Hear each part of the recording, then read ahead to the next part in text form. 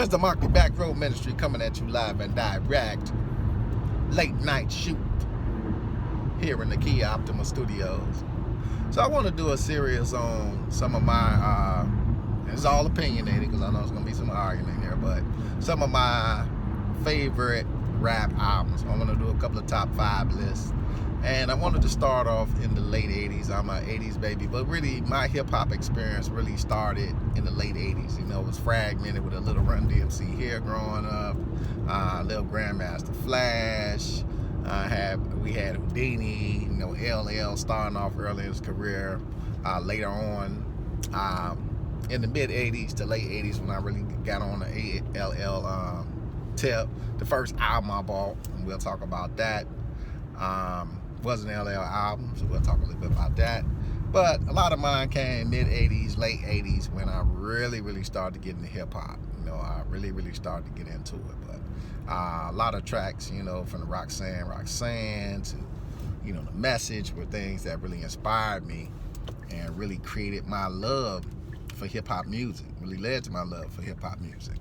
So we'll talk a little bit about that. So let's start off with the mid 80s to late 80s. 5 of my favorite albums, and my top 5 for that. I'll do top 5s. I don't want to get into top 10s and all that. I can probably do top 10s, and we'll do some honorable mentions.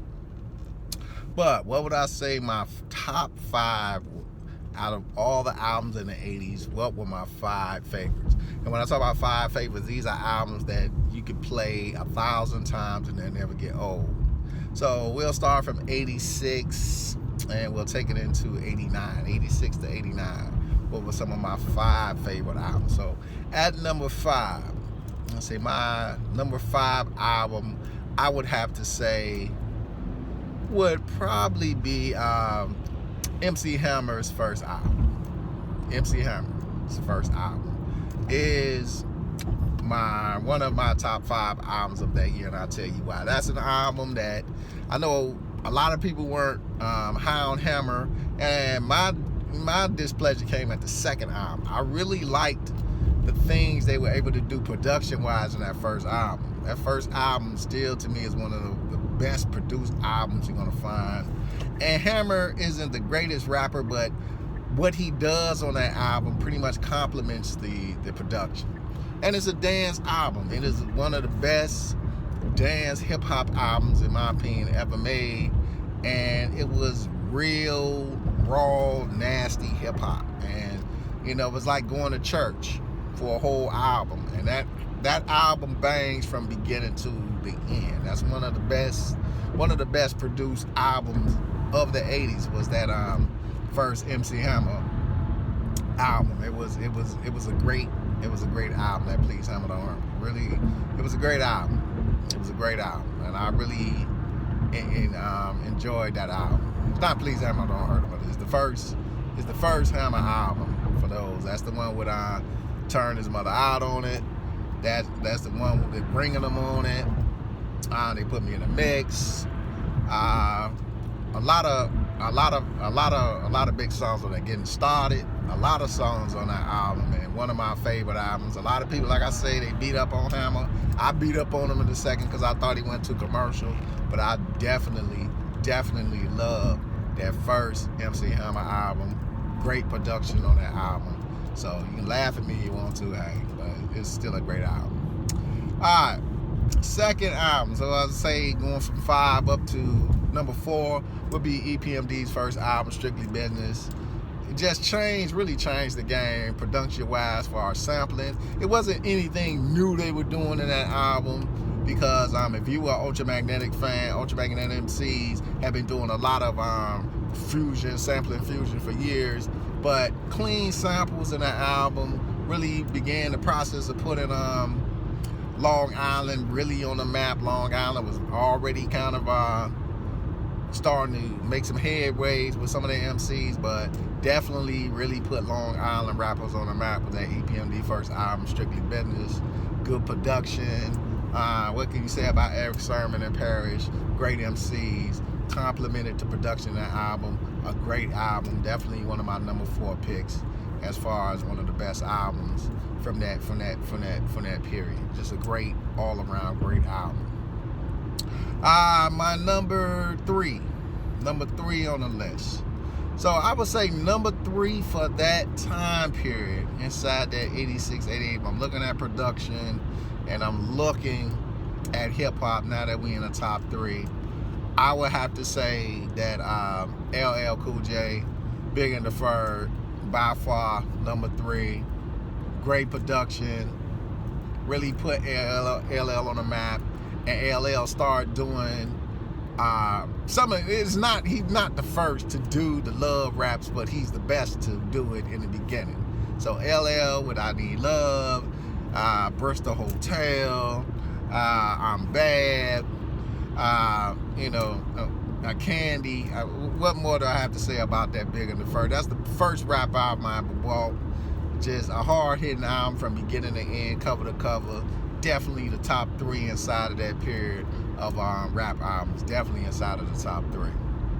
Alright, so second on the list. What would I say was my second favorite album of that time period? And I would have to definitely say that it was Public Enemy's second album. Public Enemy's second album was my favorite album inside of that time period, and definitely that number two album of that time period. What more can I say? What more can I say about that album? And that's the album, for those that don't know, that has Don't Believe the Hype on it. A lot of Terminator X pieces on there, Rebel Without a Pause. She Watched Channel Zero. We had to go on and on and on.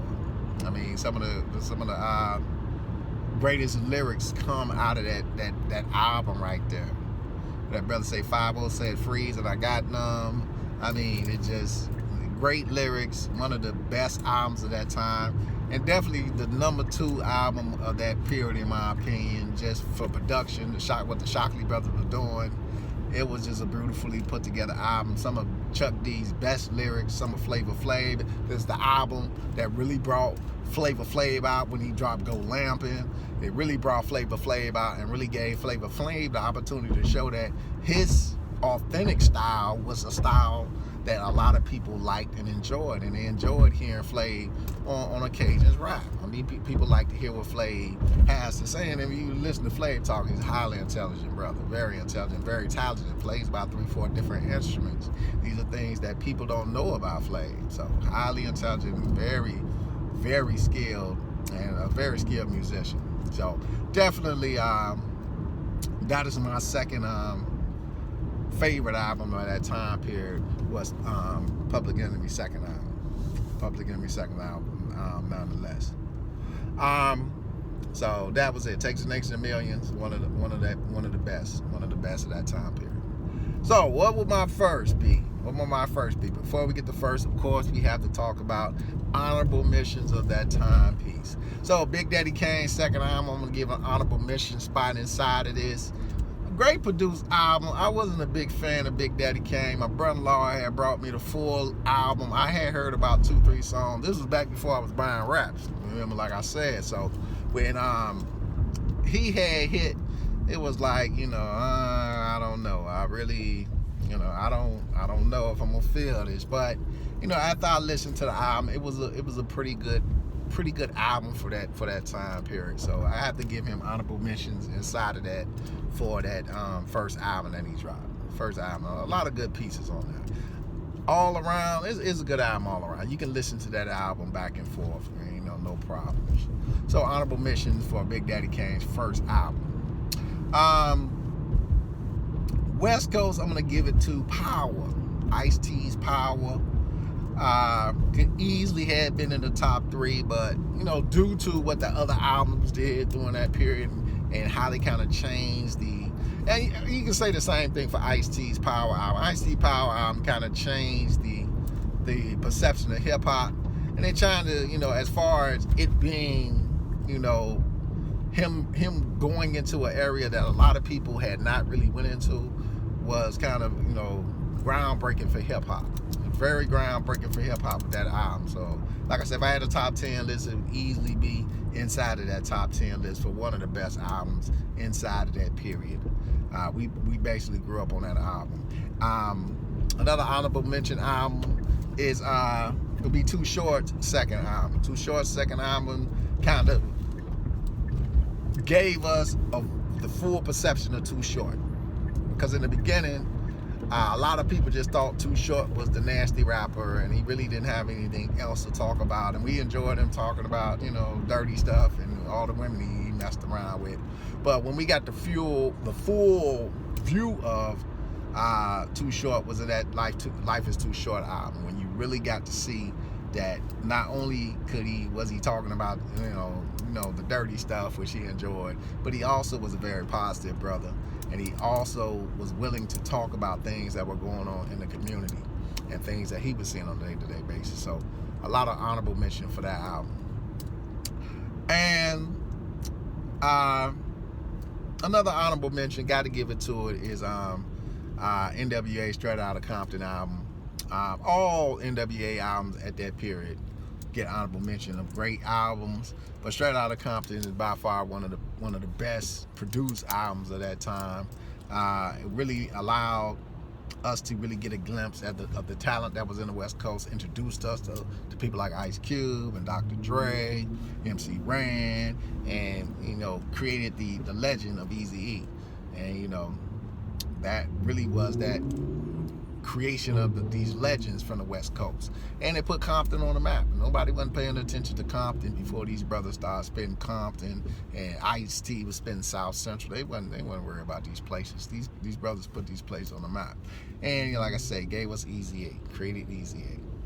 So to close this video from the mid-80s to 88, what's my favorite album of that time? What is the best album of that time?